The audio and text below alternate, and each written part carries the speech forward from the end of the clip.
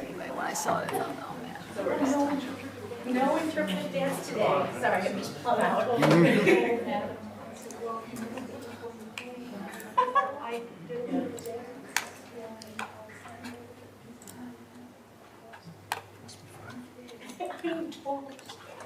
Well, I already feel better about tonight. So this is good. All good. And we finished the book. That would be nice. We good? Yeah. Hey, Phoebe. Yeah. Is it just you? Looks like it. Okay. Good evening. We'll call the meeting to order. Welcome to those of you joining us here in person this evening. Welcome as well to anybody tuning in on the live stream or watching us later on. This is the regular board meeting for April 4, 2022. A couple of housekeeping items before we get going. There is at least one pink sign-up sheet there at the speakers table. If you're here to speak at either the public hearing on the 23 fiscal year budget or the amendment for the 22 budget, you need to sign up there. If you are here for public comment, you can also sign up there. Just please understand, Iowa law prohibits discussing specific employees of the district or their job performance. And further, in accordance with board policy, board members may not respond to your comments in order to comply with open meetings laws. With that, would everyone please join me in reading the mission of the Marshalltown School District? We develop learners who have the knowledge, skills, and positive mindset to successfully pursue a meaningful future through personalized learning experiences. And stand as you're able and join me in the pledge. I pledge allegiance to the flag of the United States of America and to the republic for which it stands, one nation, under God, indivisible, with liberty and justice for all.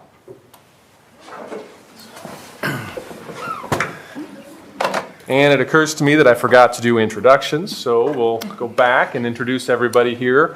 Board members joining us to my right, we have Zach Wall, Bonnie Lowry, and Jan McGinnis. To my left, Karina Hernandez, Sarah Faltis. Here at the center table with me is Paulette Newbold, the board secretary, Dr. Theron Schutte, the superintendent of schools. I am Sean Heitman, and so far, our only student board member here tonight is Phoebe Hermanson.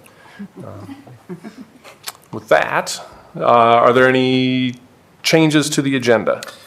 Yes, I've got an addendum to the personnel section of the consent agenda, and that is to add a stipend for 2 members of our business office who have been assuming the duties of employee benefits specialist since November after months of prodding. Our director of business operations, I was able to get her to concede to accept hopefully what we hope will be a short-term stipend but a stipend for her and her business manager, Tammy Ellis, until we can successfully fill this position that's critical to our organization. So the stipend would be retroactive to January, $1,000 per month for Tammy Ellis and $1,500 per month for Paulette Newbold. Still a $3,000 savings for that 3-month period, and will continue to be a savings, but again, we're hopeful that this will be a short-term solution that ultimately will want someone to be hired for this position. With that, may I have a motion to approve the agenda? Move to approve. Second. Lowry, Faltis. All in favor, say aye. Aye. Opposed, say no. Motion carries 6-0. Adam.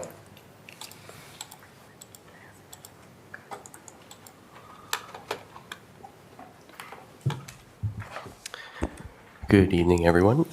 So first, I wanted to mention, too, we have several national recognitions this week that I just wanted to make you all aware of. So today, as a matter of fact, is National School Librarians Day, and it kicks off School Librarians Month.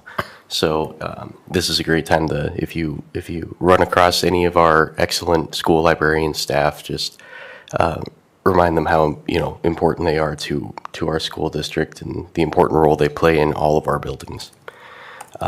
So the National Paraprofessional Appreciation Day is this Wednesday, April 6th. I know no one here is unaware of how important paras are in each of our school buildings, supporting teachers and supporting classwork. So, and then finally, we also have National Assistant Principals Week this week as well. So that's another incredibly crucial group of folks, and they assist the principals and the teachers, and they're kind of a key cog at every building. So we want to thank all of those groups of employees. We have tonight a group of outstanding Lenahan students who were awarded for their What the Flag Means to Me essays. And those contests were through the American Legion here in town and the Elks Club. So I'll welcome them up. All of them at once? Yeah, sure, we'll have them. Come on, guys. All right, let's see. All right, awesome. Hi there, I'm Ms. Vanessa Engel. I'm the XLP teacher at Lenahan Intermediate School. So for Writer's Workshop for XLP, what we did was we participate each year in the American flag essays, both for 5th grade competes with the American Legion, and they had their recognition in February, I believe. And then the 6th graders competed with the Elks Lodge in town. We had a wide variety of essays, and then this year I made sure to share this opportunity with other students and other passionate writers in the building. So we have a wide variety of kids today, and I'm so proud and excited to see some new faces too. So this is really great that we can branch out and we can get other students to participate in such a great opportunity like this. So yes, and also these fine students, the 6th graders, will be invited to a dinner at the Elks Lodge in June 16th, and so they will be honored, and then they will get free food. So that'll be great, all around. All right, so without further ado, I suppose we'll go ahead and read a few of these essays, if that's okay. All right, let's go ahead and start with Brooklyn, our 5th grader, okay? Come, step on down, friend. So this is Brooklyn Smith, and she had our 2nd place essay. Okay, unfortunately, my other 5th graders were not available to attend today, but hey, Brooklyn is representing. All right, you ready? Do I hold? Okay. What the flag means to me. The American flag is very important to me and my family. To me, it means pride, safety, and freedom. I am very proud to be American because we do not have to ask a king to do anything. It makes me feel safe and happy that we are not slaves. It also makes me sad that a ton of veterans died earning us the rights to be free and safe. Many people in the world don't know freedom like I do. For example, I get to decide which career is best for me, and in other places, the government decides for them. Another example of freedom is that Americans get to decide where they want to live and attend schools. America is full of many religions because we are free and get to choose how we want to live. My family has always been proud to be Americans because everyone is treated equally. The flag's 50 stars are to represent the 50 states. In order for the United States to be a strong country, all 50 states have to work together. For example, we all vote for the President of the United States, and everyone in the United States has to pay federal taxes to help improve our country. I hope you feel the same way about the American flag like I do. I will always be proud of the flag that represents our country, and I am thankful for the freedom it provides.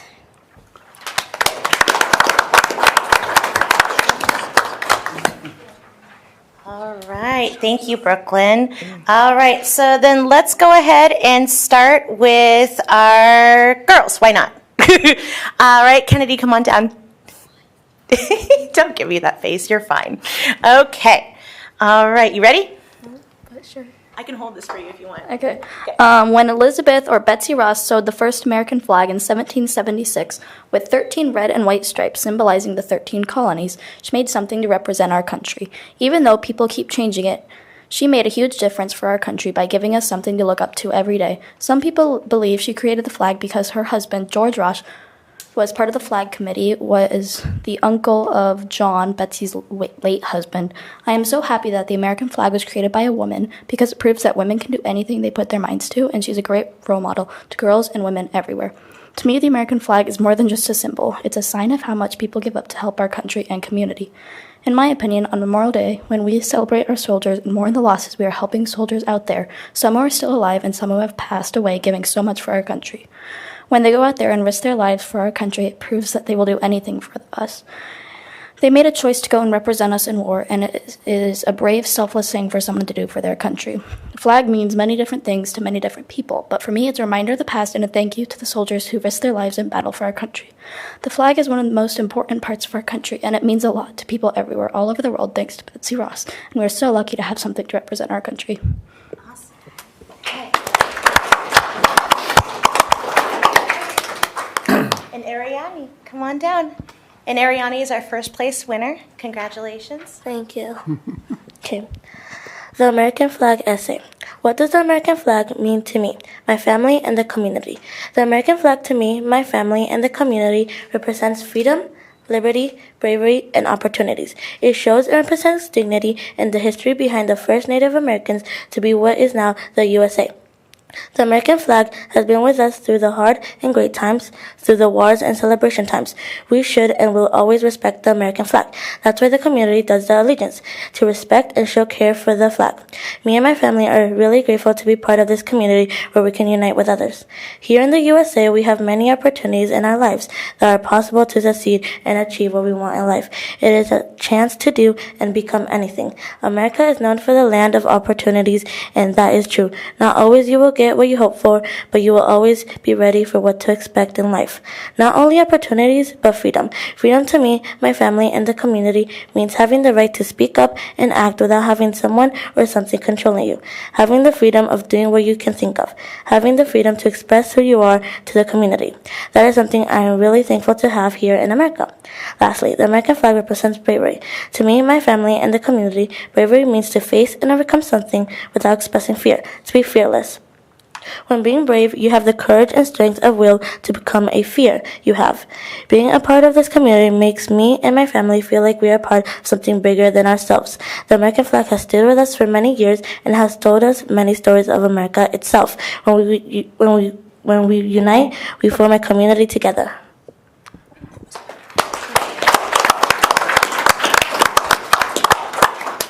Okay, and now we will go with the boys. So we'll start with our third place winner, Garrett. Okay, you want to hold it or should I? I'll hold it. Okay. The symbol of America. The flag of the United States of America is a symbol to represent America. America was founded back in 1776 by Christopher Columbus. The flag has 50 stars and 13 stripes, as many may know. The stars have always represented the number of states there were in the U.S. This is why the flag has changed so many times. The number of stripes represent the original 13 colonies. There were 27 versions of the flag, Hawaii being the last star on the flag. On Memorial Day, the flag is put at half-staff at noon, and there's a moment of silence at 3 p.m. to honor those that died protecting this country. We sing the Pledge of Allegiance in the morning at school to honor those who had perished. Though the flag had changed many times, it has always been there through all our wars. You might have seen people sing the anthem at the beginning of sports competitions.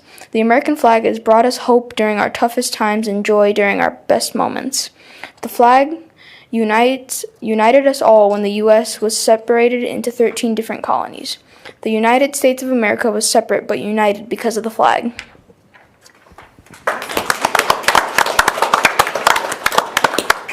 Alonzo, our second place winner, come on down. Would you like me to hold this for you? Yeah. All right. The flag means freedom. We are free. We might have started 2 wars, but now we live in harmony and safety within our homes. We help each other grow like teachers and our parents. We are America, and the flag is just more than just a flag. It is an honor and an honor. They let anyone of any race. It doesn't matter if you're different because you are in America. We have equal rights and don't fight. We don't steal. We build, we make, we are America. We do all this work to feed our children. We work day and night. We are America. Who is with me? I promise you that you can go to any country you want and they will accept your religious and of your race, religion, or gender. You will show your kindness and happiness. You are welcome here. Just how you are, your friends accept you, and I love America because it doesn't matter if your skin is different. I accept anyone just how America. We are America. We are nice, positive, and friendly. We don't stop till we start bleeding as we don't give up. USA.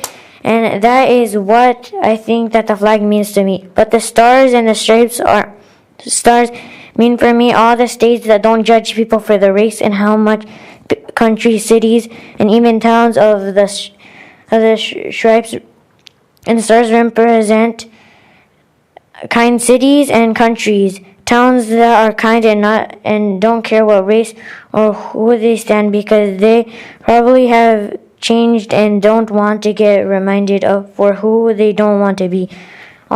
We can all change and be better people. There might be mean people, but you never know what they are going through.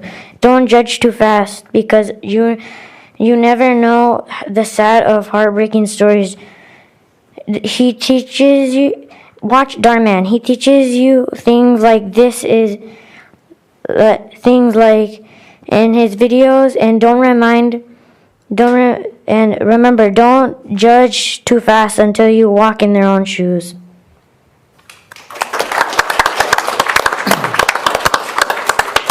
Okay, and last we have Aiden Holmgren, our first place winner for the boys. The American flag is very important, but to me it means the pursuit of happiness. It remembers the men and women who died in the Revolutionary War to gain our independence. The flag shows us that liveliness of America was very important at the time. The flag was also important when the 13 colonies came to the United States of America to find new land for their British government. Though they didn't want Great Britain to take this land, they tried to gain our independence for the colonies, which is known as the United States of America, or the USA. Britain sent ships with thousands of men on board to keep hold of the colonies, but the states, as we know today, of Massachusetts, New England, New Hampshire, Rhode Island, New York, New Jersey, Pennsylvania, Delaware, Maryland, Virginia, North Carolina, and South Carolina, and Georgia wouldn't let this happen. This led to taxes on any products that the colonists bought from the British stores. This was the beginning of the Revolutionary War. During the war, Congress started to create a document that became very important later on in the war. Then later, the Declaration of Independence summarized the colonists' motivations for seeking independence. As the rebirth for America in the war wasn't so good for the militias, townspeople, and that were trying to help grow independence for their country we live in today. Then France heard about people waiting for independence from Great Britain, so they joined in the war. This and the Declaration led to America to show Britain what they truly wanted from their freedom. The people that came from Britain joined together with France to gain America independence. Okay, thank you. And that's everyone. Thank you guys so much for reading your work. And thank you guys for listening. Thank you. All right. Thank you. Yeah, thanks, All right, guys. perfect. Go ahead and go. You're correct. Sean's daughter. So it's my pleasure to introduce to you the next principal at Rogers Elementary School, Pam Mcdonnell. We had a meet and greet for the Rogers employees and district admin and curriculum professional development folks a little bit before this, and I had opened by saying, with Dr. Jurgensen present, after more than a quarter of a century of Dr. Jurgensen's leadership, will be which we've greatly appreciated his dedication and service not only to Rogers but to the district and the community. He'll forever be a positive asset for us. We're going to be transitioning this summer with Pam Mcdonnell. Pam is actually a graduate of Marshalltown High School in 1982.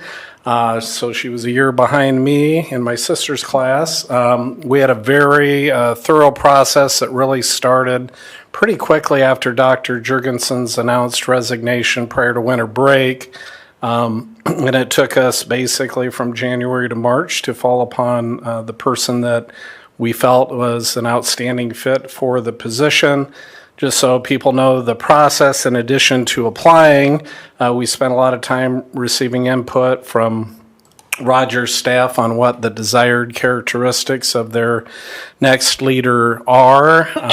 All of the applicants go through an online questionnaire perceiver process, which is scored, and then if they have performed well there, they go through an hour and 15-minute interview with with a research-based screener, and then if they survive that part of the process, then they're in a good position, having met all of the qualifications and desired characteristics, to then come before an interview committee made up primarily of employees, teachers, assistants or paraprofessionals, secretary. Bonnie sat on that committee representing the board, and we're thrilled to death to have Pam with us. Pam has a BS degree through the Iowa State University, and then she got a master's degree at the University of Iowa. And then she continued her education at the University of Minnesota to work on, she's ABD all but the dissertation, so maybe we can twist her arm there to finish that up. But Pam, one of the things that was really important, in addition to someone that was going to be very prideful and passionate about the work, which, someone from Marshalltown obviously is going to be, it was to find someone that had a great experience at both the elementary level, but experience administratively. Pam has served as a teacher in a variety of capacities in her career, which has spanned 3 different states, Iowa, Arizona, and Minnesota. She's served as at-risk teacher, special ed teacher, English as a second language teacher, a regular ed teacher at both the elementary and secondary level. Early in her career, she served as a principal for, I think, 7 years, was it? 7, yeah. So it's kind of the best of all worlds, really. So we're really thrilled to have Pam join our administrative team, and I'll have her do a little further introduction. Thank you, Dr. Schutte. I don't know exactly what you want to hear about me, but I could not be more excited to be returning to Marshalltown. And I'm sure Theron's probably sick of hearing this, but I actually had a dream that I was the principal at Rogers. And I thought, well, that's interesting. I fancy myself a little intuitive. So I then all of a sudden I noticed that there was this posting. I thought, that's interesting. So I kind of let it sit, and I'm enjoying my work at the department, but I'm so excited to get back to the building level where the real work happens. And I'm so excited to be able to go in and support the teachers and the staff in the strengths that they have, and then work together on taking a look at some things that might improve the situation or that might help. I'm very much an advocate for teachers and for staff, and I feel like when I do that and help them to be their best, then they do their best with students, which is the ultimate goal. And I'm also pretty skilled in engaging families, and that's always been an important piece, whether I've been a teacher or an administrator. So I'm so excited to come aboard, and my meet and greet was just phenomenal. Everybody was just amazing, and I talked to everybody. I think there are one or two people slipped through my fingers, but I was able to talk a little bit to everybody, and I couldn't be more excited to join and come back to Marshalltown to serve. So thank you so much, and thank you for the process. It was very thorough, trust me, which I enjoyed. So if you have any questions, I'd be happy to answer them. Otherwise, I look forward to joining July 1. Thank you so much. Welcome. Yeah, welcome.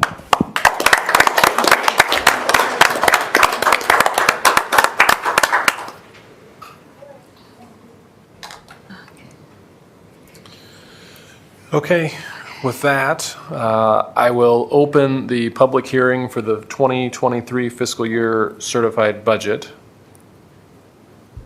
Do we receive any written comments, Paulette? No comments were received. No one's here, so we will close the public hearing on the 2023 fiscal year certified budget. And we'll open the public hearing for the 22 fiscal year certified budget amendment. Did we receive any written comments on that one? No comments were received on that either. Seeing no one here, we will close the public hearing for the 22 fiscal year certified budget amendment. Turning to the consent agenda, we've got minutes from March 21st's regular board meeting and the board work session. Any items of note in personnel, Dr. Ryan?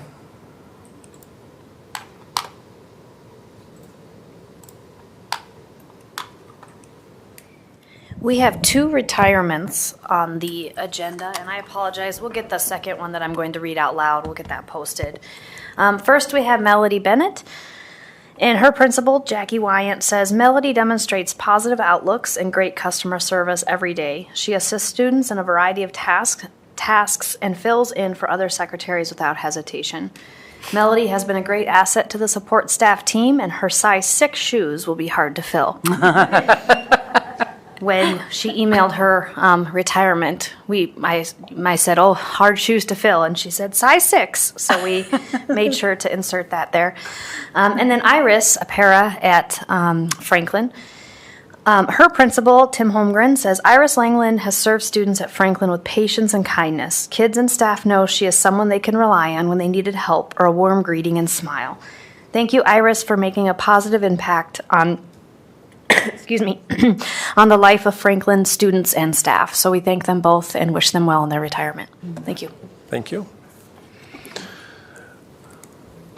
Looking at interagency agreements and contracts, there's a student teaching affiliation agreement with Grand Canyon University and an electric service agreement with Interstate Power and Light Company to take electric interruptible service option. And then there's an agreement with Youth and Shelter Services to provide counseling services to youth and their families and provide outreach services. And an agreement with the Iowa Department of Human Services for the implementation of the educational stability provisions of the Every Student Succeeds Act and the Fostering Connections to Success and Increasing Adoption Act of 2008. Are there questions about any of those agreements? Looking at open enrollments for the current year, we have 3 continuations, 1 out and 2 in. And then for next year, we have 3 out. Paulette, were there any items to note in bills? No.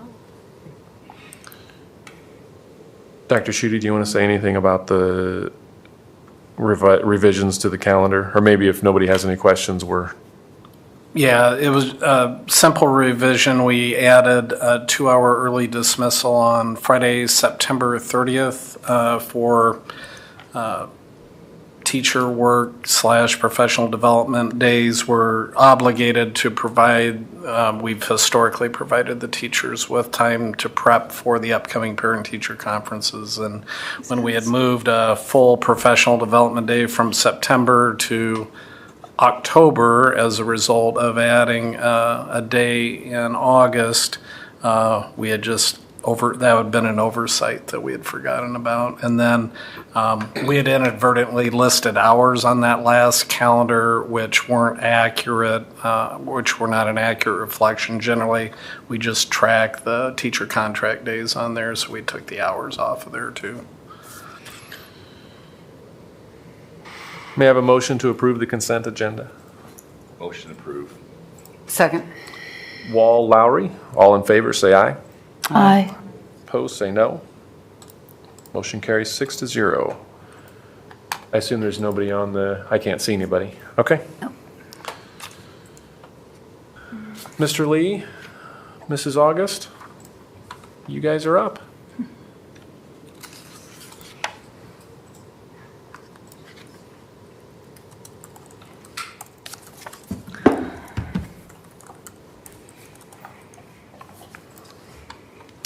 All right. So we're just going to give a rundown of some things we have going on at Fisher Elementary and then give an opportunity if you guys have any questions. Wanted to start with talking about attendance. I had actually asked Kim works at Micah, and we work collaboratively with her, and I wanted to highlight that because I think that's been a great partnership.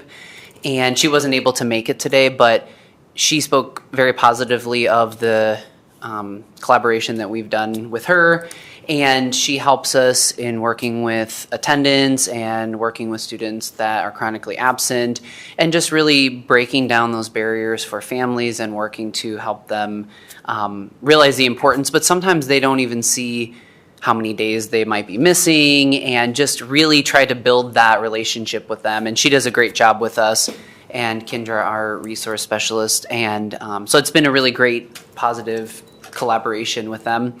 But we have some different incentives that we have at Fisher. If a class has perfect attendance, they get to hang an attendance flag, and kids get excited about that. It's just a way to highlight that day's attendance. We also have classroom attendance certificates that we do at the end of each month, where we highlight the best attendance in the grade level, which class has the highest attendance. And then there's also individual certificates with perfect attendance and then 95% and above. So students really get excited about those. And we know that the connectedness to school, there's a lot of it is, parents, and that's where we have this attendance plan linked in there if you want to take a look at it. But that really is for parents and working through, okay, here's what the percentage is here. Let's make a plan. Are there things we can do to help you? Are there some resources you need? Kim helps a lot with that as well. But then at the same time, we know students, when they're excited to come to school, they can't always get themselves to school, but when they want to be at school and they're excited to do so, they're going to wake up and say, hey, I'm not sick. I need to go to school. So we need that collaboration with the parents, but we also want students to feel safe and excited to be at school. So that's something we've worked on this year. And, we always have challenges with attendance and different barriers that we're trying to work with, but building those relationships has been a focus, and working with Micah has really been a great experience. So, and then kind of dovetailing off of that with PBIS, we have, again, we want to create that connectedness to school. We have our expectations that we teach with students, and safe, responsible, and respectful. And we go through those with the teachers, teach those. Morning meeting is a great opportunity to do that. But we also, we have different visuals throughout the school. We have different times throughout the year when we reteach things like, hey, it's going to be snowy, so let's go over our expectations. So the more we can front load those with students, the more success we see. We also do look at our data and kind of see, are there hotspots of areas that we're seeing a lot of referrals or different incidents happening, or common behavior that's happening, so we can reteach that across the board. And we reinforce those positive behaviors, so we show students that we notice they're adherence to those expectations. But to highlight morning meeting, it's a great opportunity to teach different social emotional skills and to address some of those issues in the classroom that might come up and work through problems, build that positive classroom culture. And we have some different resources that we use for that, and we also have the responsive classroom. We haven't been trained in that yet, but we have teachers that'll be going this summer. So that'll be another resource for teachers to use and build in their classroom. But we also have teachers that helped create some different slides with Sanford Harmony and some other resources to help have some common language across the school so that we could use that to reinforce those expectations and highlight those positive aspects throughout the school. Also wanted to highlight PLCs. We do have, here I just listed the 4 critical questions. So when you look at those, one really exciting part about PLCs is, we always want to look at growth and how we can help support students. But when you look, there's all these different components of a PLC, and looking at how students did is one of the questions, but there's a lot of legwork that goes into that. What do we want students to be able to do, as well as how do we know that? What are we going to assess them on, and how will we know if our teaching is successful? And then how are we going to extend students that do have it and are proficient? So those questions guide a lot of what we do. And then we have each teacher is part of a PLC. At the building level, we have math and literacy, but we also have every teacher as part of some PLC. And many of them are district-wide PLCs, and some are at different points in these questions. Some of them are reviewing essential standards and highlighting what is it that we all want to be on the same page, because there's still that art of teaching, but what are those commonalities across all of the buildings? Some of them are in the middle of curriculum adoption, so they're weaving standards with, what is it that we want them to know, and what curriculum are we going to use to deliver that? And then many teams, it's an ongoing process of what assessments are we going to do? Is this based off of the curriculum? Is it based on something we're going to create? And we are also looking at ways to extend students based on the data. One of the other highlights for PLCs specific to the building level with math, we've seen a lot of positive interactions with teams, and they look at data, the formative assessments, and they're able to make decisions. We have built-in Flex Math MTSS time in our schedule, and they use that data to assess where students are at and then fill in gaps so students don't get further behind. And we'll go into a little bit of the data as well, but we've seen a lot of positive results from that, and teachers get excited to meet and collaborate and really look at what do the students need and what is it that we're missing. And we've, over the last, I think this is our 3rd or 4th year. I think so. Maybe 4th. Maybe 4th year. So some of that has been a process. When we first started, it was, trying to figure out where do we want to start, how we want to get to these other questions, but we need to build the groundwork. And so some of it was developing unit plans, and we had to decide and figure out what are these skills that lead to this standard. So that's been a process, but now that we have a lot of that in place, we have some really rich discussions, and how are we going to fill these skills? What are we going to do? How do we split them? We share across classrooms so that we can really prioritize what that instruction is based on the needs of the students. So I think that's been really successful and positive. And like Mr. Lee said too, the ability to share across classrooms and that math flex time really helps us answer that question as well, like how we're extending students who have already demonstrated proficiency, because we can also group those students and do some specific extension activities with them as well.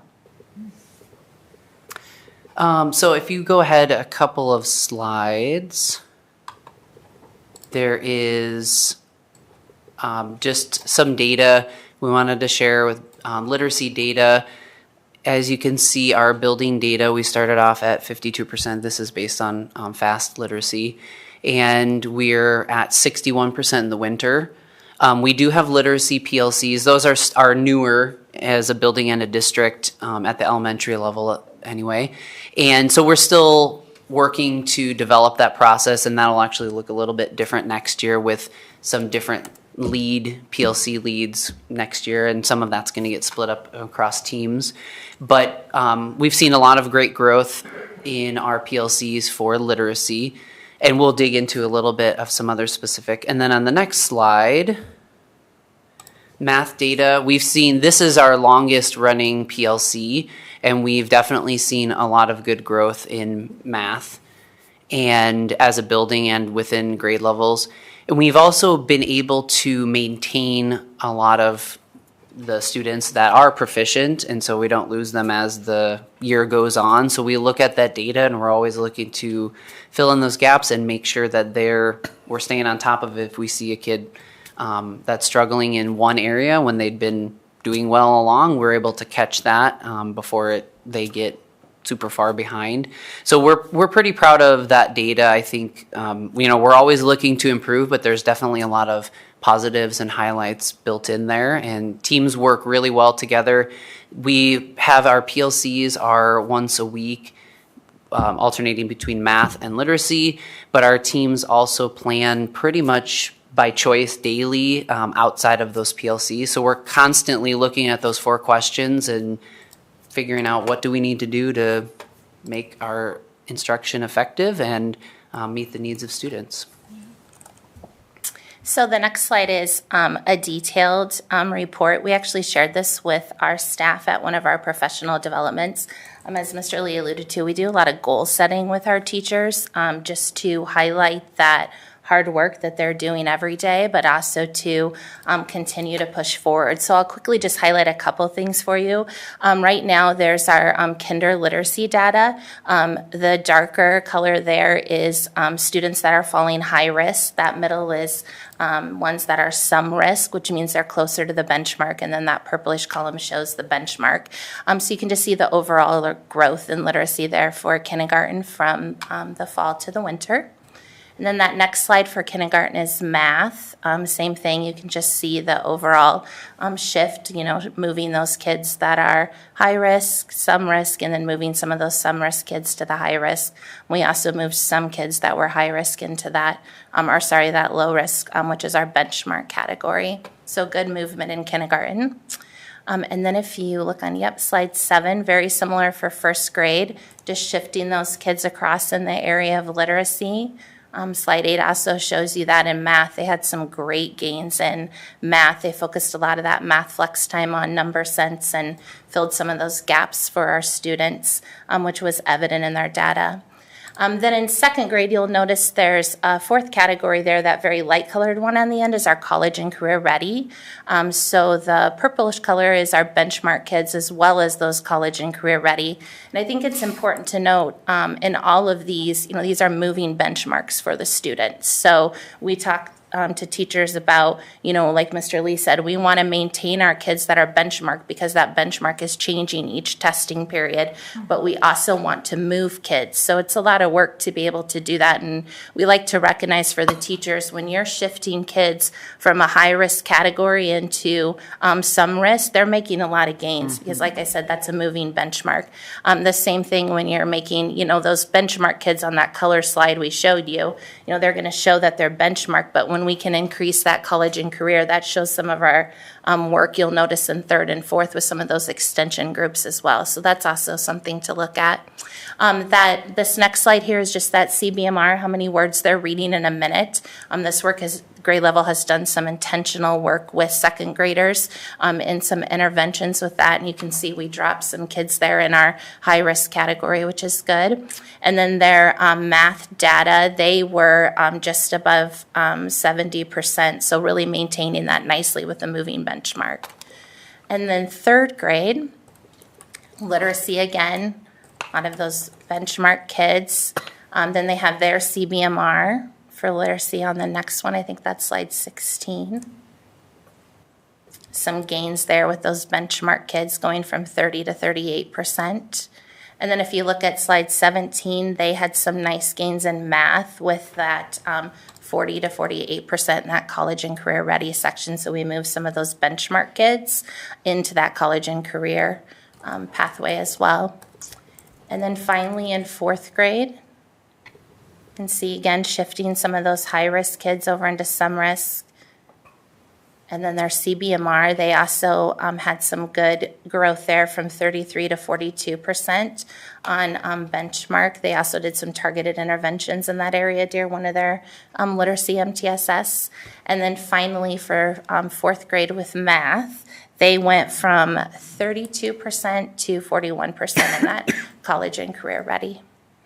So some things that we definitely celebrated with teachers and use this for some goal setting going forward as we continue to work to improve our data. And do you guys have any questions for us? Early on, you spoke quite a bit about the importance of professional learning communities, and I know at least over the course of the 7 years that I've been here, 6 years that I've been here, that Fisher was doing a really, really good job with data teams before we technically became PLCs, and I know that that's just continued to evolve. Maybe Jennifer, you could share, since Shauna will be talking to the board about the PLC summits that we're making available, hoping to make available to any of our teachers, administrators, etc.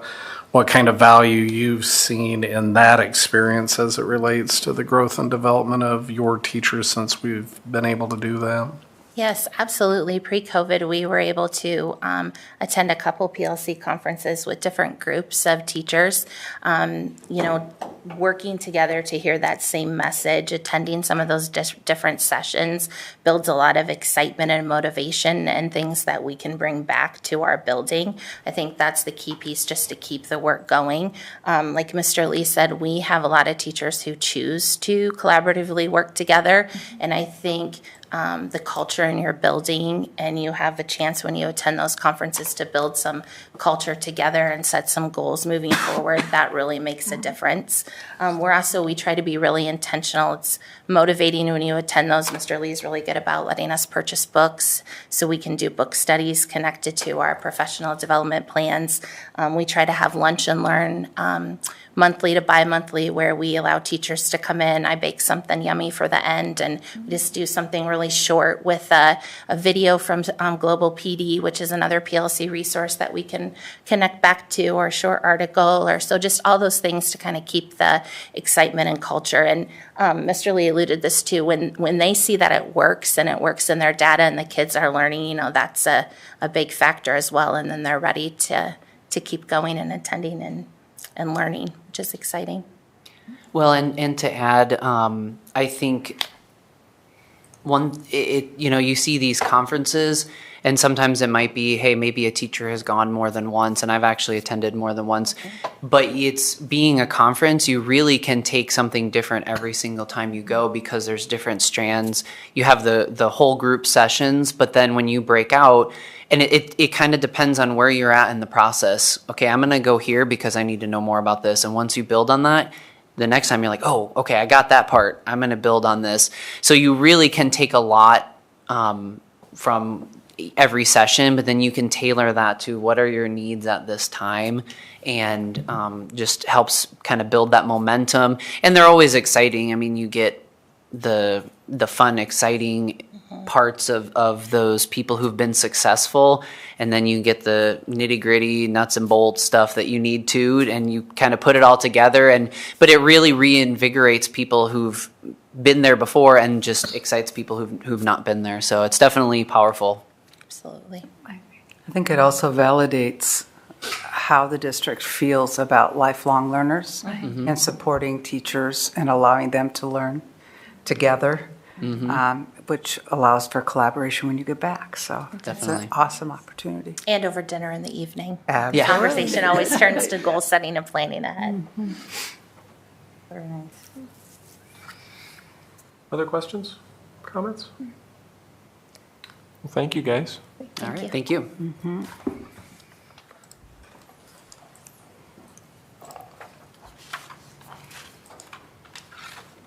Mrs. Fritzell.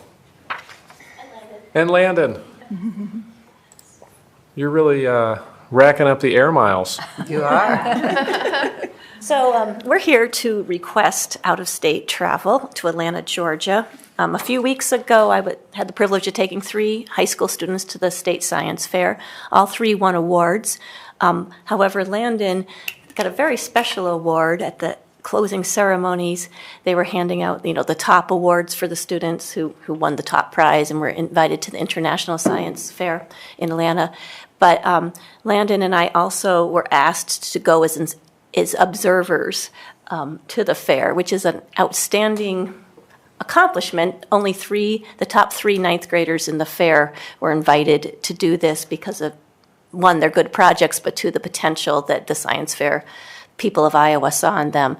So we're here to request that we are allowed to join the Iowa contingent, which involves May 8th through 13th, flying down with the group, staying in the Embassy Suites Hotel, going to all the science fair events.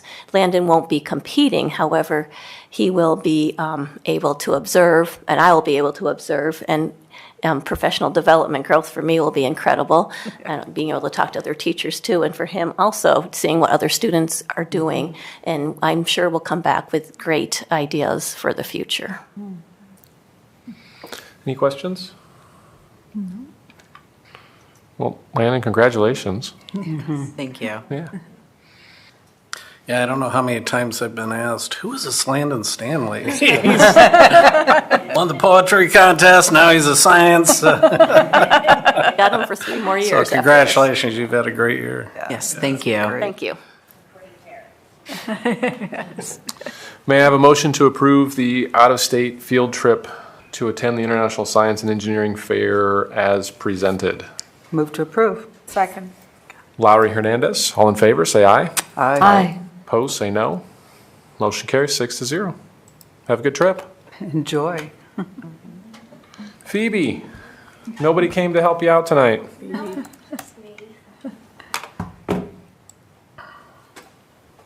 It's one of my longest presentations. Maybe they knew that too.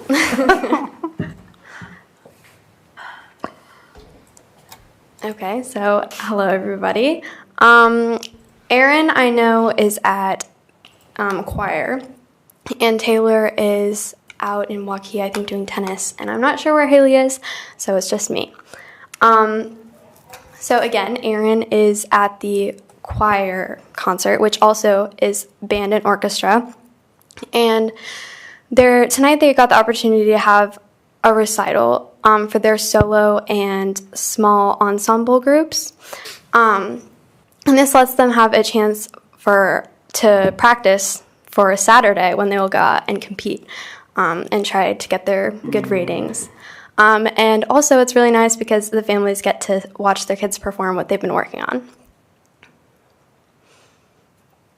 on. In terms of sports highlights, DJ Wilder was named the Class 3A Boys District West Coach of the Year by the Iowa High School Bowling Coaches Association. And then Aaron Sieberger, Marcus Barker, Marco Herrera, and Stephen Blom were named Academic All-Americans by the National Interscholastic Swimming Coaches Association. And this is really cool because only like 2% of swimmers and divers were chosen for this. And the requirements was a 3.75 GPA, and all of our swimmers had at least a 3.9. Oh, nice.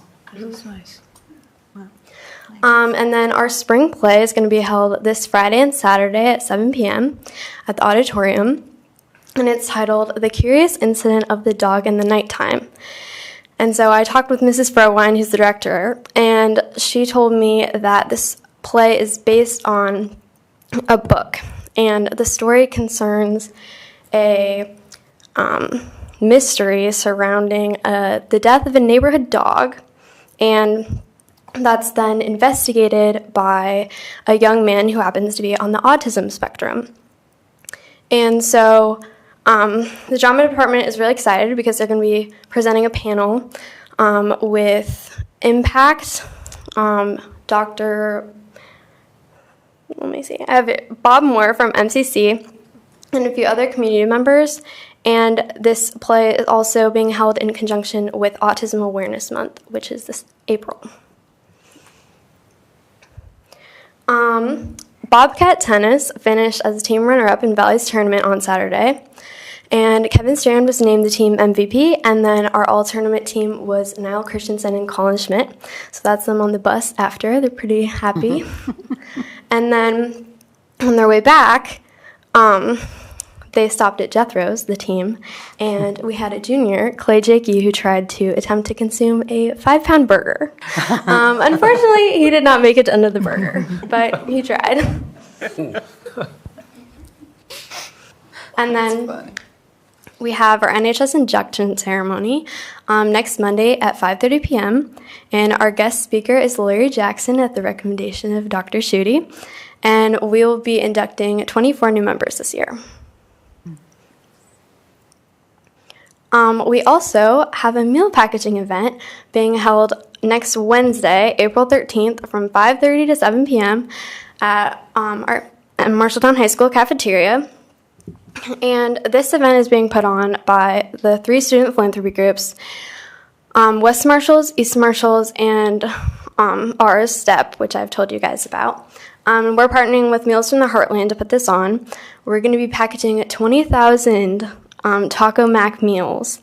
And what's really cool about this is normally when you have a meal packaging event, you send them off to somewhere. But actually all 20,000 meals will be staying in Marshall County. So we're super excited to be keeping those here. And if you would like to participate and kind of see how student philanthropy works, the sign-up link is on the Community Foundation of Marshall County's website, and we need 100 volunteers, so please consider volunteering. And then we have our canned food drive, National Honor Society canned food drive, was conducted last week. All schools in the district participated, including St. Francis, and then total numbers have not been finalized, but I recently got today, Anson had over 900 food items collected. And then I think Hoagland and Lenahan collected over 600, so it was pretty successful. If the school had a food pantry, about half of the food items would stay at the food pantry, and the other half would be sent to the Salvation Army. And then March was National Athletic Trainer Month, so the girls' soccer team recognized Liz Corriere, our athletic trainer, on March 24th following their scrimmage. And they took a picture. And then obviously spring sports are kind of in full swing now, so we have a lot of upcoming events. Again, today, girls tennis, it was at Johnston. And then girls soccer is out at Waukee. We had boys soccer scrimmage at South Tama. Tomorrow, we have girls tennis versus Southeast Polk, and that's here. Girls track, that's me. We'll be heading to Waukee for a meet, and that one's a little bit interesting because normally it's a really big meet, but they sent half to the new Waukee Northwest, so it's a little bit smaller, so it should go a little bit faster. Boys tennis will be at Southeast Polk. Girls soccer will be at Columbus Catholic High School for their game. Thursday, boys tennis will be versus Ames, and that's here. And then the boys track will be hosting their Kenny Dean Invite here as well. On the 8th, Friday, boys tennis will have a Newton tournament, and girls tennis will be here versus Newton. Boys soccer will be headed out to Atumwa for their game, and then the girls soccer will be at Newton. And then lastly, to wrap up the week, Saturday, a girls track is heading out to Valley for a meet. Okay, thank you guys. We're not going to let you off the hook. Okay. Kind of going back slides, a couple things I had questions on was, I know Miss Hitchens worked with you, the Community Foundation. Yes, yeah. Okay, is that like a volunteer thing for our students, or is that something that we have classes on? How does that work? Wait, can you please repeat your question? Sorry. Yeah, for the Community Foundation. Yeah. Is it volunteerism that their students participate? How do you participate, I guess, as? In the meal packaging? Yeah, or the just in general? students, because don't they get to pick kind of? I think he's asking. Okay, about STEP, Yeah. yeah. So STEP is for sophomores, juniors, and seniors, and it's kind of student-led, and so we reach out to people each year that we think will be really a good fit. So our recruiting will be happening this month. We have a meeting on Wednesday. But yeah, Julie is one of our kind of advisors, and then Heidi DeLal from the Martha Ellen Ty Foundation. She's the director there. So they both kind of help us run the program. Receive dollars. Yes, we receive dollars from both the $5,000 from the Community Foundation, $5,000 from the Martha Ellen Ty Foundation, and then we get to create a focus and then grant out the money each year. So we had our grant award ceremony actually just like a couple weeks ago. So, and then we also do some volunteerism. Perfect. Yeah. Perfect. The food packaging is on our Rotary Club of Marshalltown evening group. Yes. Tomorrow. So there will be lots of people signing up. Yes, so hopefully good. you have openings for us to Yes, help. I'm sure we will. Okay, good. Yes. And that's the Marshall County Community Community Foundation. Foundation, yes. And so I'm on their website. There it is, right there. Meal packaging volunteer opportunity. Yes. All right. Good? Thank you. Thanks, Phoebe. Oh, wait. Last question. Yeah. The Holocaust exhibit. Is Oh, that yes. still going on? That was on Friday. No, Wednesday. Thursday. Okay. Thursday? Thursday was your Sorry. speaker. Okay, yeah. I was in government. We went to the Iowa Supreme Court. So I missed it, unfortunately, but I've heard that it was really good, and we got compliments for our students and how well they behaved. So But it's, So okay. that was the presentation that was at the auditorium, but the exhibit is up till early May at the public library. At the library, right? Did high school kids, what kids got to see the speaker? Yeah. yeah. Just high school, okay. There were several classrooms there. I don't know how many, but there was the whole back row. And from surrounding schools too, I think. I saw, I think Besquaki came and. Yeah, it's really, and I personally went to the exhibit this weekend, so it's definitely upper middle school to above. It's very reading intensive, and just, because of the topics and stuff, I think with younger children, you'd want, as a parent, to be with your child if you were going to take them through that exhibit.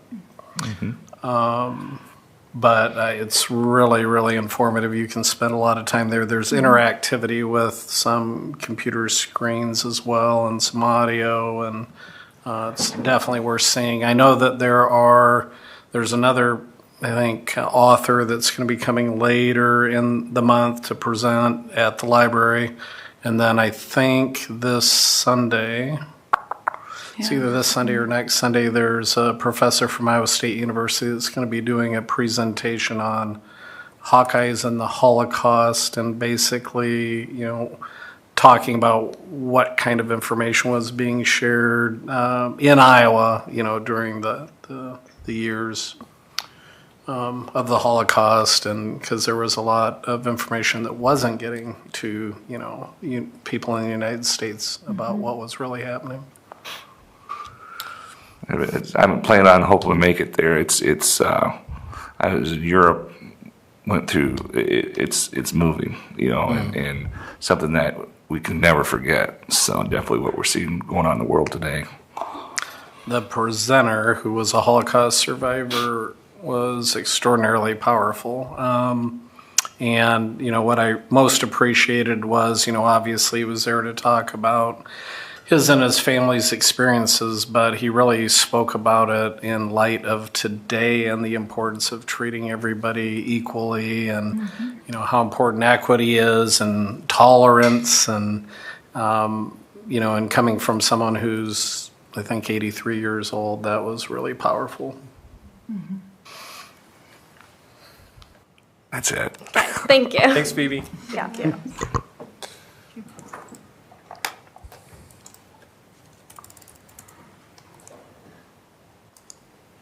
Okay. Good evening, everyone.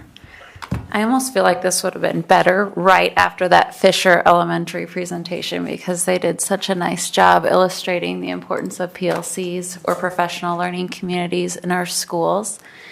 I'm here today just to kind of backtrack and think through the different steps that we've taken. I know, Jan, you're on our teacher quality committee, Right. and we've had updates from you relative to these PLC institutes or on-site learning.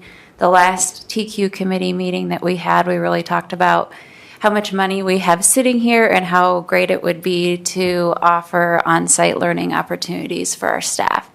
So Amy, if you could go to our next slide. I wanted to bring the data here for you. Here's our teacher quality. Remember, this is categorical funding. And we had about $475,000 that carried over from last year to this year. Then we were allocated another $369,000. So you can see that there is a chunk of change waiting to be spent on professional learning. And remember that this is learning that's really dedicated to professional development of our teachers. Even our administrators don't fit into this categorical funding. It's really specifically designed by the state of Iowa to reach our teachers in developing their skills.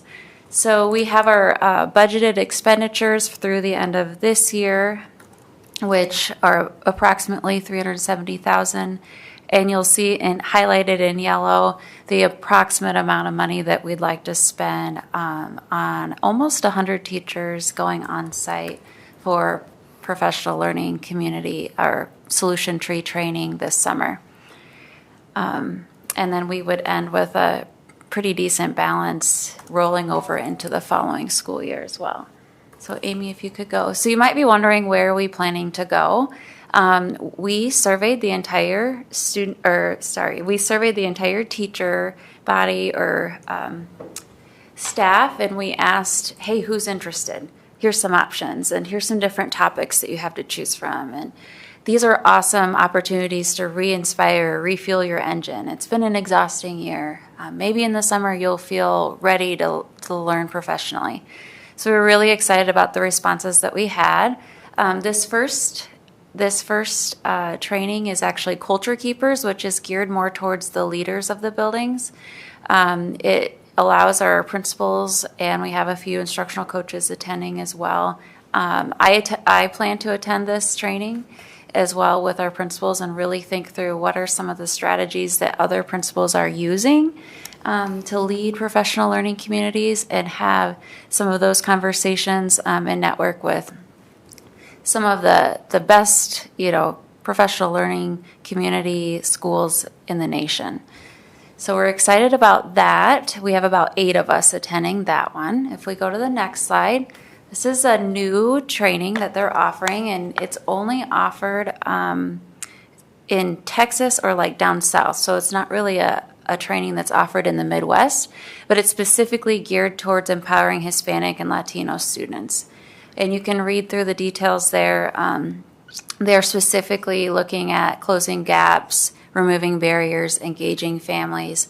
And we have a wide range of general ed teachers, ELL teachers, principals, and K through 12 that are looking forward to attending this training as well. So if we go to the next one. And then lastly, we have 3 different opportunities to do just kind of what we call the base training, which is, if you're new to PLCs, then you attend this one.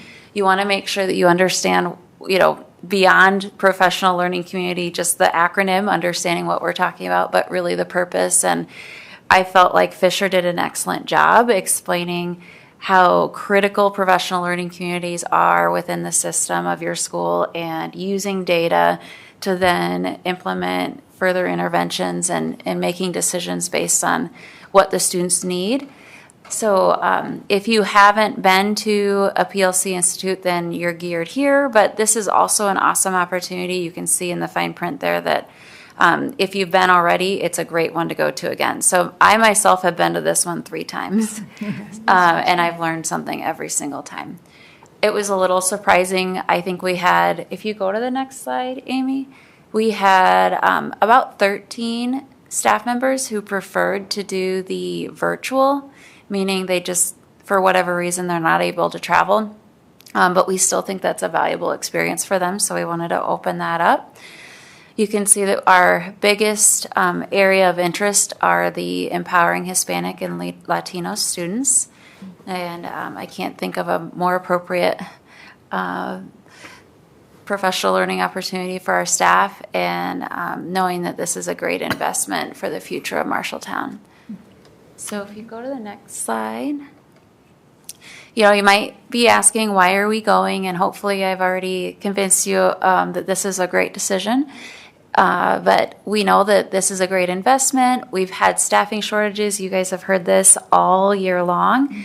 And that's really limited the amount of times that our current teachers can be pulled from the classroom to attend professional learning, because we know we need them in the classroom with the students.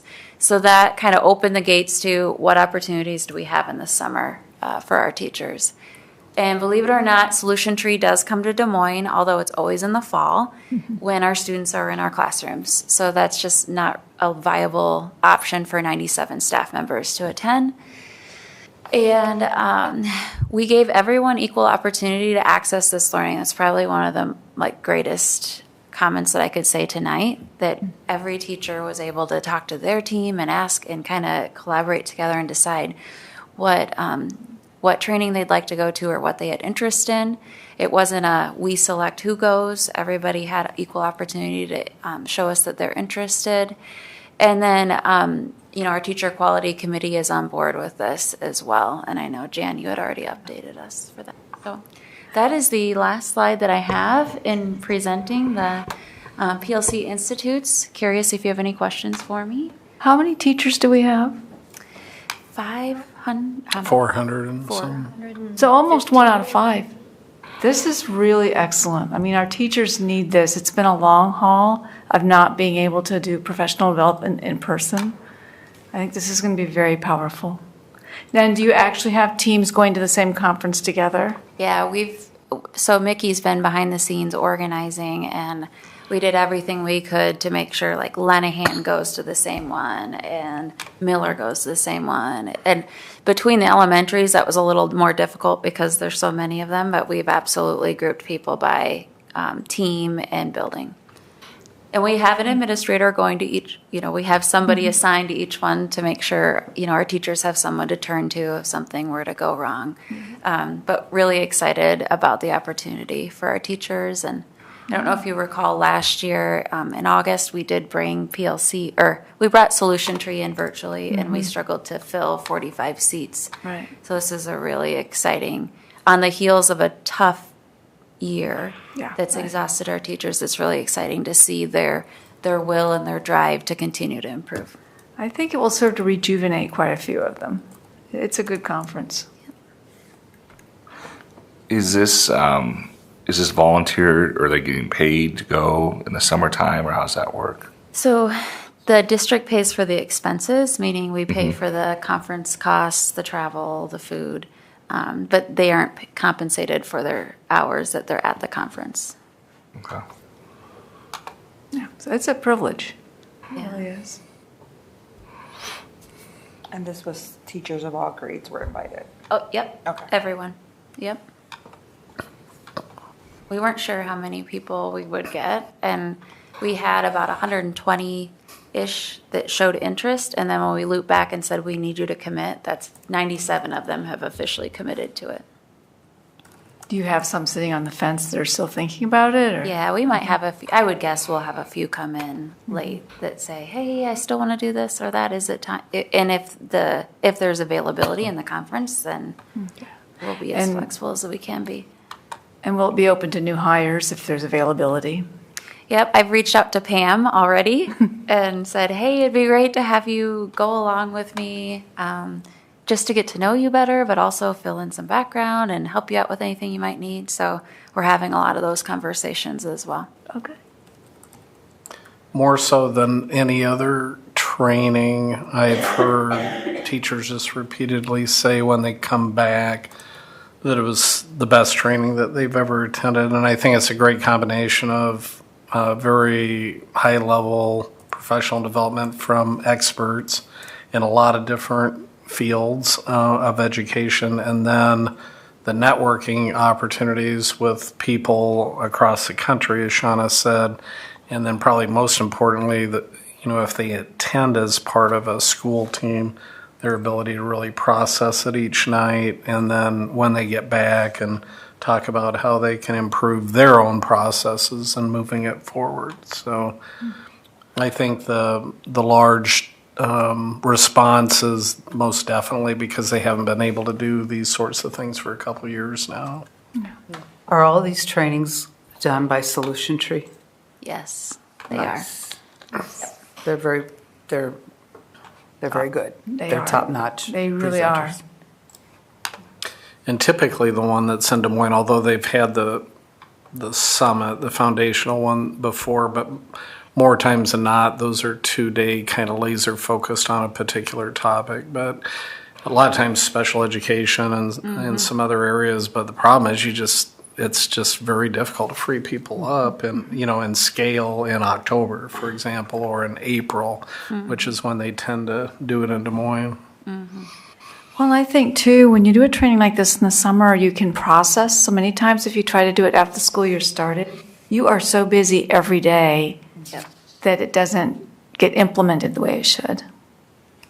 Yeah, there's definitely some science around that, just getting that breath in the summer and that rejuvenation or that fuel for the engine to push you forward into the next year. And we know that Solution Tree has that inspirational, Fisher just talked about it too. It just inspires you to want to push forward and do better for students. So we're very excited. I can't wait and could come back and update you guys after everything, after we've all gone and just let you know how we enjoyed the experiences.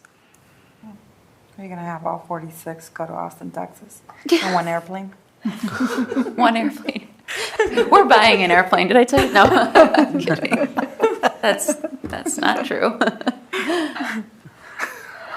Well, it sounds really cool. So it'd be nice to have their feedback when they come back. Yeah, It will be. Yep. Do we vote on this? Am I seeking approval for that? It's on as information only for tonight. Okay. All right. So, Thank you. yep. Thanks, Shauna.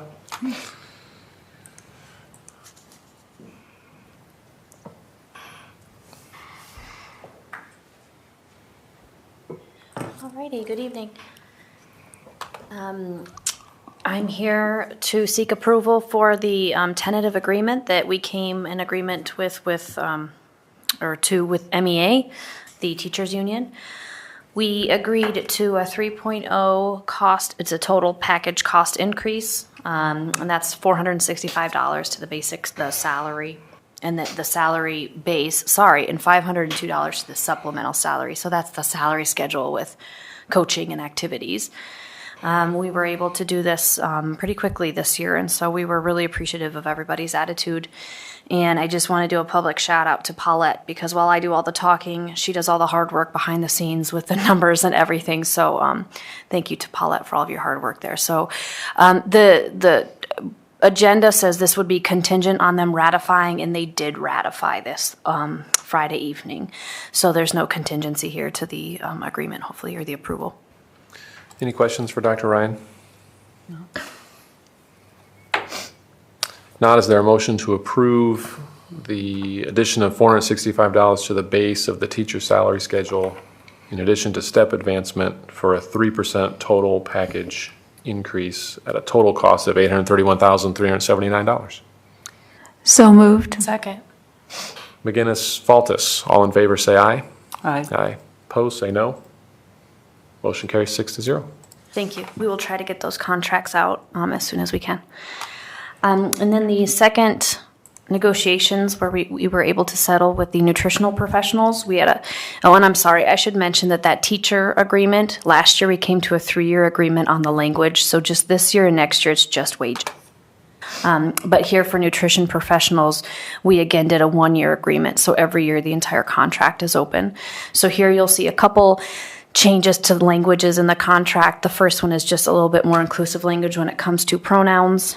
The second item there that we agreed to was prior to, currently you have to work in a higher labor grade position for 3 days before you're paid for that. So for example, if you get to work and your supervisor says, I need you doing this job today, and that job is actually normally paid at a higher rate, you have to be in that position 3 days before you get paid at that higher rate. We proposed paying that person immediately, so there's no 3-day contingency there. The minute you're asked to do that job and you do it, you're paid for that amount as long as it's that entire shift. So that's one change. And then the final thing on there to the wages is it's about a 7.07% overall cost increase, which is $1 per hour to every step. Questions for Dr. Ryan?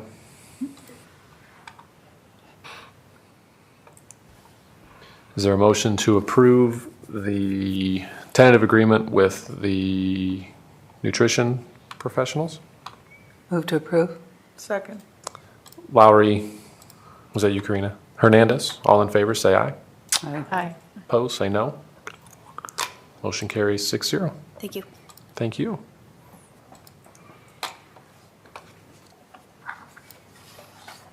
Paulette?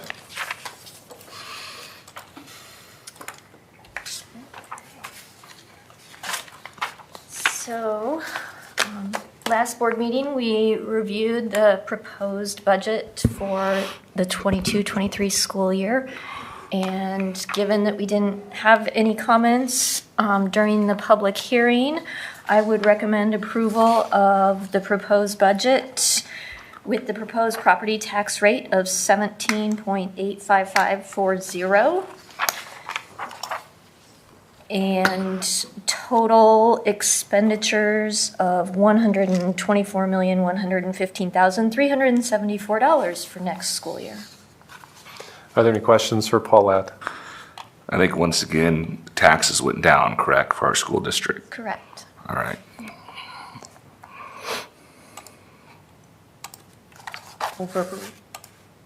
Second. Hernandez, McGinnis, all in favor, say aye. Aye. Opposed, say no. Motion carries 6-0.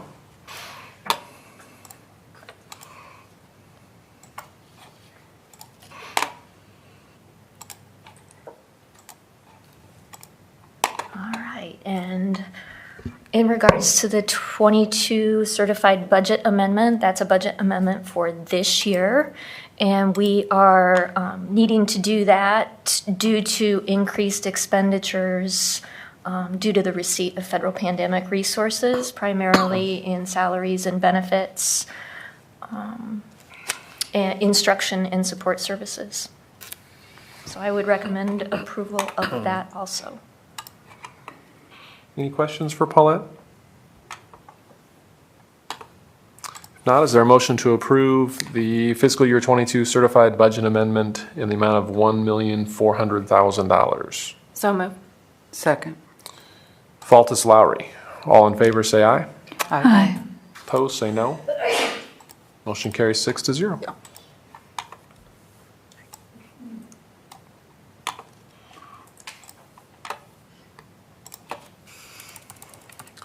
Policies. Okay, for first readings, we had 3 policies that came before you at the last meeting that were new policies that we recommended adopting from IASB. One of them was 405.1, licensed employee defined. Another was 411.3, classified employee terms of employment. And a third one was 412.12, classified employee wage and overtime compensation. No adjustments were made to these 3 policies. I would recommend the board adopt and waive the second reading. Move to approve. Second. Lowry, Faltus, all in favor, say aye. Aye. Aye. Opposed, say no. Motion carries 6-0. And we also had 2 first reading policies that we had recommended amendments. 411.2, classified employee qualifications recruitment selection. We amended by implementing IASB language and making sure that the policy was reflective of our various employee groups. And then also 412.1 salary schedule. Again, we amended with IASB language and made sure that it was reflective of our employee groups. No changes were made from those original amendments that were shown to you last week, so I would recommend amending those and waiving the second reading. So moved. Second. Lowry McGinnis, all in favor, say aye. Aye. Opposed, say no. Motion carries 6-0.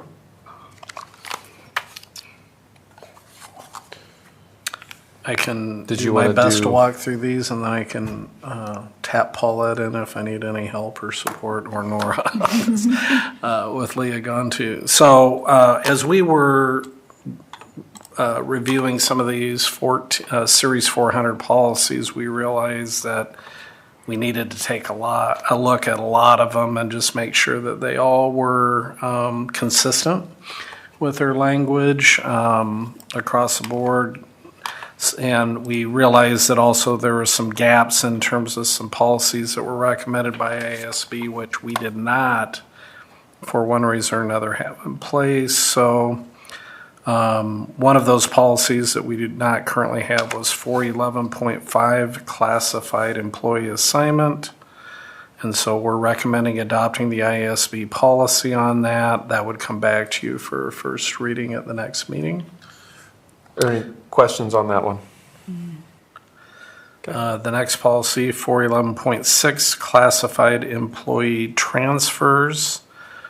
Same here. We would recommend adopting IASB's policy. And since this would be a new policy, it would come back at the next meeting for first reading. Questions about that one? Okay. 411.7, which is evaluation for, I believe, classified staff or certified staff. We don't have any recommended changes other than adjusting the title, so we'd recommend just marking that as reviewed. Okay. Any questions or comments on that one? 411.8, classified employee probationary status. We're recommending adopting IASB's policy on this, and so we would bring that back to you for a first reading at the next board meeting. Makes sense. Okay. 412.4, classified employee tax shelter programs. There was a slight adjustment on this policy, actually, I think a typo, where we were just going to scratch off. Let me see if I can find this here quick. At the end of a sentence, it said by the board, which did not make sense, so I think it just didn't get deleted when that policy got adopted. So I would recommend the board allow us to mark that as reviewed and just clean up that typo on that one, 412.4. Is that okay? Mm-hmm. Absolutely. 413.12, classified employee retirement. I know Paulette made some edits to our existing policy to amend it. So that one would come back at the next meeting.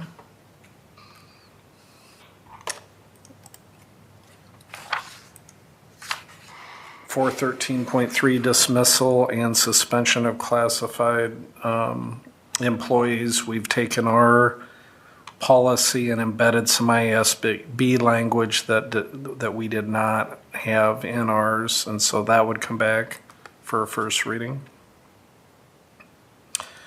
413.3R, dismissal and suspension of classified employees regulation. We are recommending that gets marked as reviewed.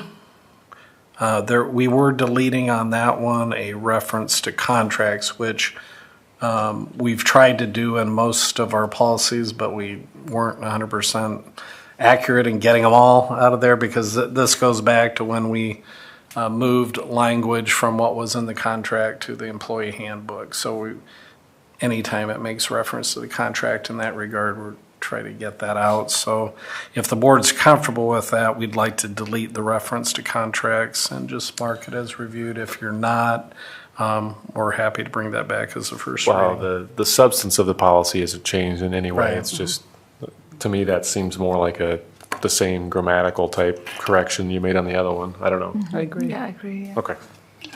And then 413.3E, disciplinary guidelines, classified personnel, we're recommending just marking that as reviewed, no changes there. Yeah, makes sense. They will change. Okay. Bless you.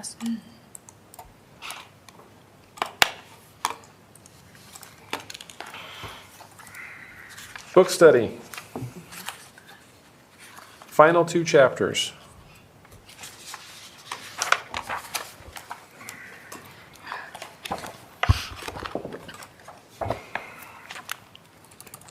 And I guess any concluding thoughts anybody has on the book as a whole? And as usual, Bonnie, I can see you've got yours pretty well marked up, so I'm going to make you talk first. Just a general comment to start with. On page 129, he does a really nice job of summing up what he did in the book. It would have been nice to have that at the beginning. I am just saying, because it defined the teams as, well, what does he think the governing team is? Well, he lays it out here, but he lays it out on page 129. So it would have been nice if it were at the beginning. More of an editorial comment than anything else, so but maybe sure. the author could tune in here just a little bit.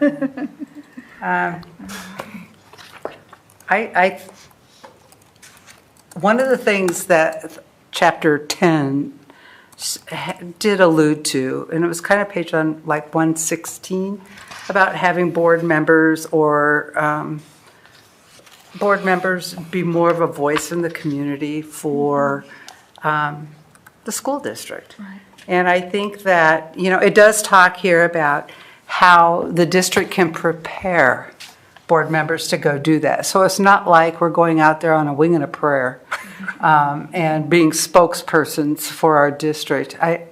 It talks about how a team, the district leadership, can prepare a board member to go out and be an advocate for the school district. And I think would be an awesome opportunity. And we all belong to different organizations. And, within those organizations, we have built relationships with people. And so if we had a platform by which we could go out and share information about the school district, what a unified force that could be in our community. And that was the biggest takeaway in chapter 10 for me. Yeah, and I think you said unified in there, and I think that would be the key to something like that, Bonnie, Absolutely. right? Is everybody has to be singing out of the same songbook, so to speak, when you go out and do that. And he does allude to, having materials to hand out or a PowerPoint presentation that's been prepared that is, that provides guidance for the board member to go through the set of PowerPoint slides just to showcase what's really going on in our school district. He even talks about getting us together as we put this together, or as it's put together for us, and having us rehearse it so we know what we're talking about and we're not just kind of out there floundering. Yeah, the opening to chapter 10 brought to mind the book study we did last year, where he talked about, I can't remember the name of the author. Schools can't do it alone. There you go. The opening to that chapter brought me back to that book that a few of us read, so put me in that mind. Yeah, I think, when you think about the long list of committees, which our board members participate on, kind of divide and conquer those out. Some of them are standard committees that you'd expect, finance and facilities, what have, but a lot of them are what he's talking about in terms of being connected with, either formal or informal committees of influence or power or decision-making that are not just school district, but community-wide. And so I think, in some ways, we do a really good job of that. He mentioned on a number of occasions at the end of the book, the time commitment and having to try to find the balance because, when people sign on to the board, for the most part, they're thinking about how many times does it meet, and then talk a little bit about the committees, but then there's all these other things too. And so I think there can be a lot of power in what he's talking about in those personal and informal connections that people have, the things that they're engaged in, if they're engaged in the community, whether it be a service club or other organizations. So, but I do like the idea of, and hopefully that will be part of what comes out of our work with the communications and marketing plan. Everybody should have that one pager that denotes, what are the strengths and the highlights, and then everybody should be able to talk about what some of those challenges are too. So I think we do a good job of providing opportunities also for not only the board members but our district admin team to intersect through some of these committees, whether it be equity committee and others too. But it scares me anytime he was talking about needing to have a committee over the committees. I think when you have to have a committee on committees, maybe you have too many committees, but that's just my train of thought. Well, kind of two things that I highlighted on page 108 is that, and it's true that just your networking within the community is good, and you hope that that's having a positive influence. But I kind of want to go back to what Bonnie was talking about with the idea of speaking in front of groups about the things that are going on here that are really strong. Because I honestly, look at all the things that we hear about here, and I don't know how many people even watch this broadcast. But I'm learning a lot about the system, and I worked in it for 17 years. So one of the things I highlighted is the first is that the good work your district does never has and never will speak for itself. People tend to take public schools for granted. They're busy, they go to work, they send their kids here, and they hope we do it right. And then the second maxim at this chapter is that if your district doesn't take the initiative in building that positive community image, critics will be more than happy to take on the job, and that's what we're seeing in the press. They are more than happy to write about every mistake any teacher's ever made and make it sound like that's what every teacher is doing all the time. And so I think, I'm going in right now. I'm supervising student teachers in one of our buildings and in other districts as well. And these teachers are so full of enthusiasm. And a lot of what Shauna just talked about with the Ed Fisher team just talked about with these PLCs, where these teachers are planning together, it's really strong. It's making a big difference in what's happening with children. And I think, we need to be able to talk about what's going well, as opposed to just addressing occasional complaints that show up and tend to get blown out of proportion in many cases. Well, another maximo is perception is reality for people as well. So if you're not telling your story, someone else is going to tell it for you. I think most of us, at least when I came to the district, one of the issues was we've had a decade or more of allowing other people to tell the story. So we need to do a better job of highlighting those successes, which again speaks to the communication auditing plan, marketing plan. And I do think, in particular, Dr. Schutte, you've done a really good job of connecting with those external stakeholder groups. The teacher externship that you're doing, that we're restarting or resuming this summer, all of the support that we've gotten for whether it's junior achievement or any other initiative, I think speaks to the connections that you've made with, and board members too, but primarily you, with our external stakeholders. So I think that there's a lot of here about board members, and board members can do that too, but you've done a lot of it for us, so. I have a question for you, Dr. Schutte. Do you know of any district that has an educational foundation that's set up within the side of its district? That's what? It's called the Educational Foundation. It's a 501c3. Well, Paulette could speak to that. Are there districts that you know of that have this set up? Well, I mean, we have a foundation outside of the school district here in Marshalltown, but it's a special, for the most part, it's a special project type of arrangement where, like the Roundhouse was a perfect example. That was the vehicle for which donations flowed through in order to help leverage that project getting done. I think that, and Paula could help me here, but in some districts, the foundations are a little more closely connected to school districts, which can be kind of convoluted too. But yeah,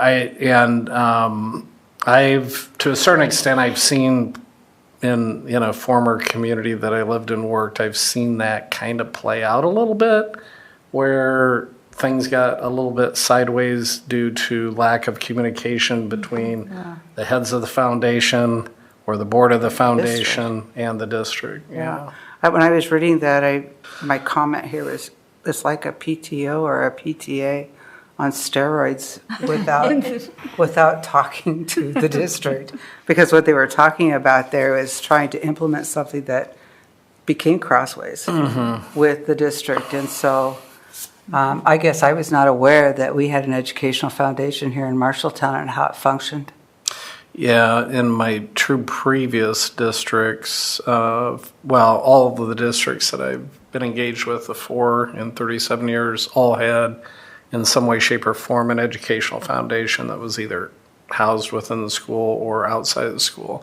2 of them actually did the teacher grants like what the book spoke with, where the interest earnings from the endowment or what had been raised were then disseminated based on teachers submitting ideas of things that they wanted to try in their classroom, and they might range from $500 to $1,500, a piece, and they'd give out 10, 15, 20, depending on what was available. Usually a subcommittee of the board makes a recommendation to the foundation of who gets awarded, and what they were trying to say is this was happening without any consultation of the district to make sure that the things that teachers were proposing to do were in alignment with the district goals and mission and that sort of thing. So this foundation in Marshalltown, the educational foundation, is pretty active?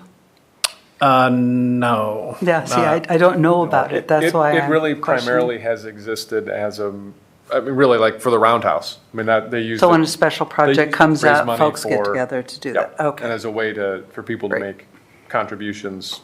Okay. And then it has been a flow through, has it not, pull out for some high school senior scholarships and that sort of thing. Thank you for sharing that.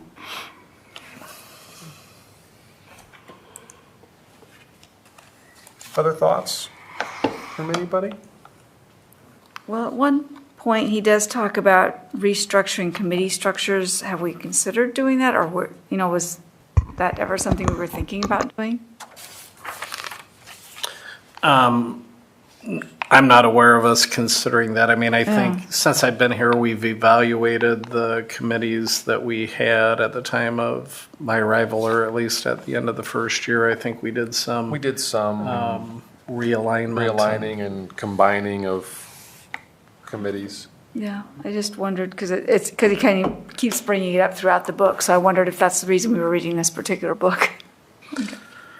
No, the main reason, and I hadn't read this before embarking on it, but I had read a series of 3 or 4 books he had written a number of years ago for board development that were very, very good, and I had heard him present as well. Some of the ideas here are very unique. I mean, I don't I think I mentioned 1 or 2 times, I'm not aware of any districts that do certain things not that it's bad, but I'm just not familiar with that. And, it seemed to me that much of what he was talking about really felt like what you would see and expect in the private sector, especially when everything is predicated on metrics and that sort of thing. But not that you couldn't evolve to that in some way, shape, or form, but in tying it back to a strategic plan, for example, or strategic initiatives and that sort of thing.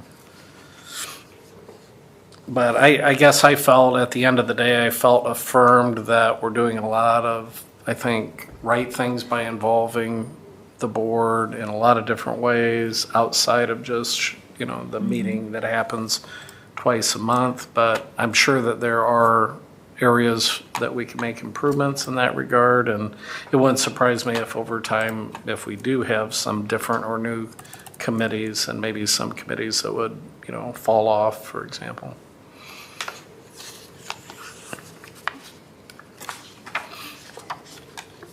Anything else from anybody? Okay, well, congratulations. If nothing else, you can say you read a book this year. And you get 20 better boardsmanship points for doing so. I read mine from February. Adam?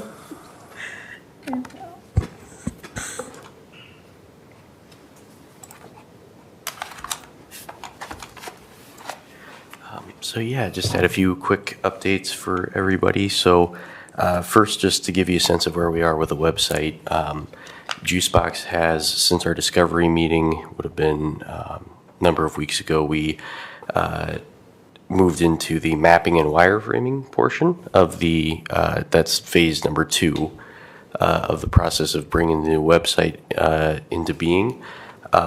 They are complete, I was told last week was when they were able to complete that phase of work. We're having a meeting to review that wireframe mapping of the website here coming next Wednesday.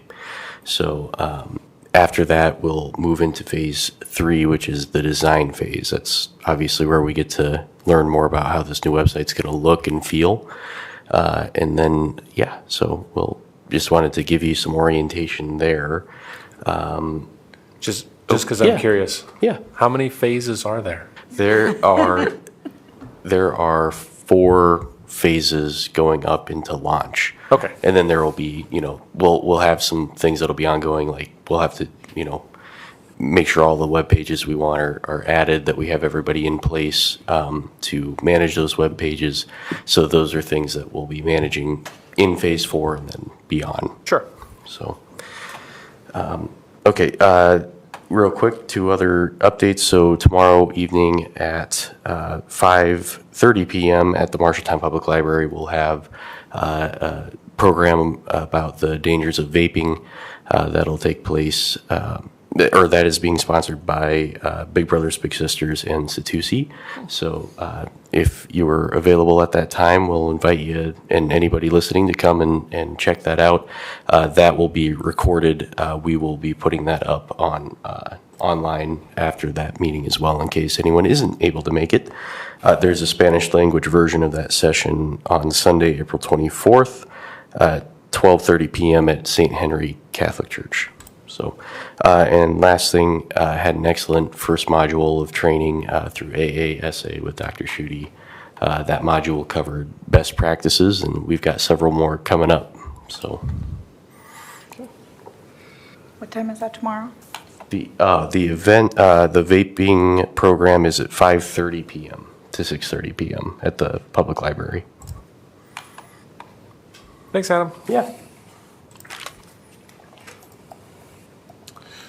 Reminders, Karina, you've got a couple of policies for next meeting.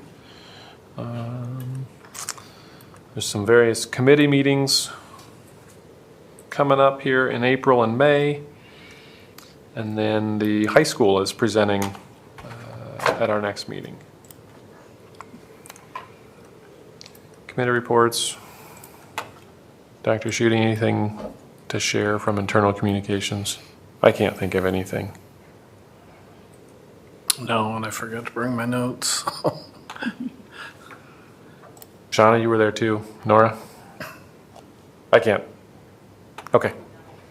But I will say, I know that Nora threw some kudos to Paulette, which were much deserved, but Nora also has done a great job of facilitating both informal and formal discussions with all of our various employee groups. And I think that, you know, the negotiation sessions are one thing, but I think it's all of the other things that happen through the course of the year, whether it be through internal communications or other meetings where we're trying to, you know, problem solve together and talk about successes together. I mean, I think we come a long ways in building trusting, positive relationships with these groups, and as a result of that, we're able to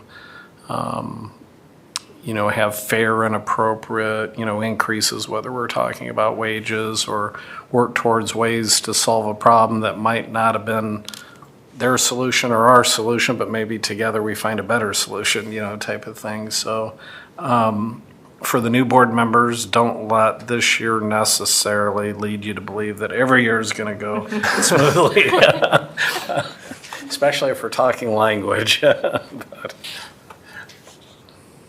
Okay.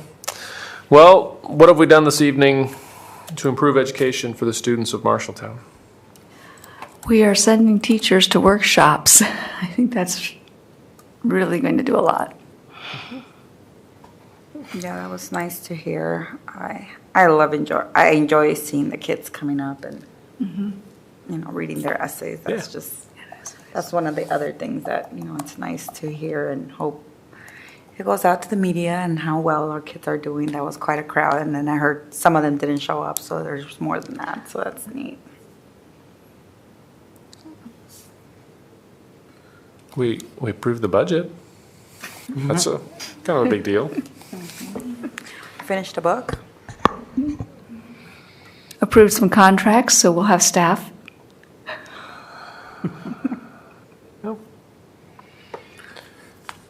Okay. Well, if there's nothing else, we need a motion to adjourn. So moved. Second. Lowry Faltis, all in favor, say aye. Aye. Opposed, say no. We are adjourned. I was going to ask a question. Okay, I'll just ask a question.